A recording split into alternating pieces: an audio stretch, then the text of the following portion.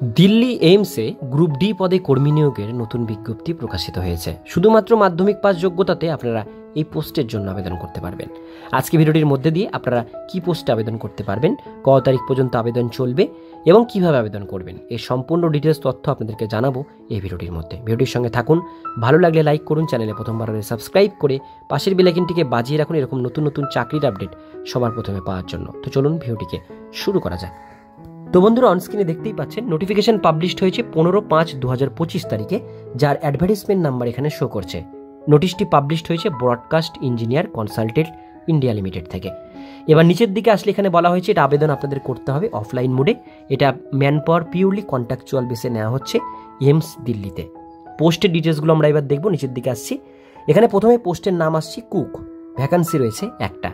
Education qualification বলা হয়েছে আপনাদের মিনিমাম মাধ্যমিক পাস যোগ্যতা আপনাদের থাকতে হবে এবং রান্না করবার উপরে এক্সপিরিয়েন্স থাকতে হবে।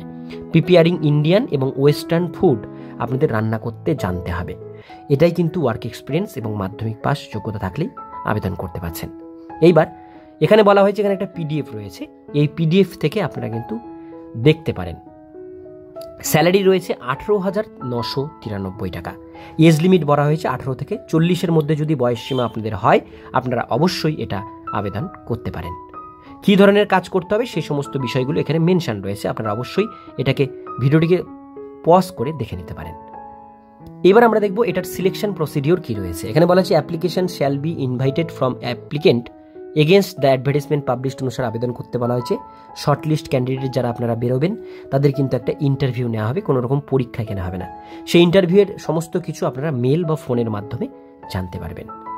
এবার নিচে চলে আসবো হাউ টু অ্যাপ্লাই, কীভাবে আবেদন করবেন। আবেদন করবার জন্য অ্যাপ্লিকেশন ফর্মটি আপনার স্পিড পোস্ট রেজিস্টার পোস্টের মাধ্যমে অনলি পাঠাতে হবে, কোনো কুরিয়ারের মাধ্যমে কিন্তু ফর্ম পাঠাবেন না।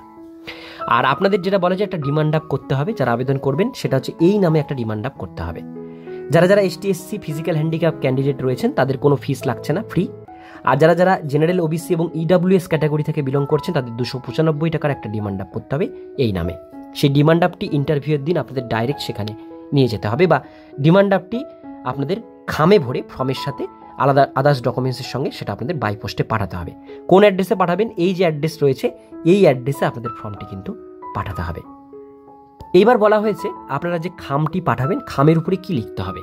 এই এখানে দেওয়া রয়েছে অ্যাডভার্টাইজমেন্ট নাম্বার এবং পোস্ট অ্যাপ্লাইড ফর, এই কথাটি কিন্তু পুরোটা আপনাদের খামের উপরে পরিষ্কার করে লিখতে হবে। এবং বাকি ডকুমেন্টসগুলো যেমন এডুকেশন কোয়ালিফিকেশান, মাধ্যমিক উচ্চ মাধ্যমিক যেটাই করেছেন সেগুলো, বার্থ সার্টিফিকেট, কাস্ট সার্টিফিকেট যদি থাকে, ওয়ার্ক এক্সপিরিয়েন্স যদি থাকে তার সার্টিফিকেট, প্যান কার্ড, আধার কার্ড, PF অ্যাকাউন্ট যদি থাকে সেটা এবং ব্যাংক পাসবুক, এই কয়েকটা ডকুমেন্টস আপনাদের জেরক্স করে সেলফ অ্যাটাস্টেড করে ফর্মের সাথে অ্যাটাচ করে সেটা আপনাদের পাঠাতে হবে।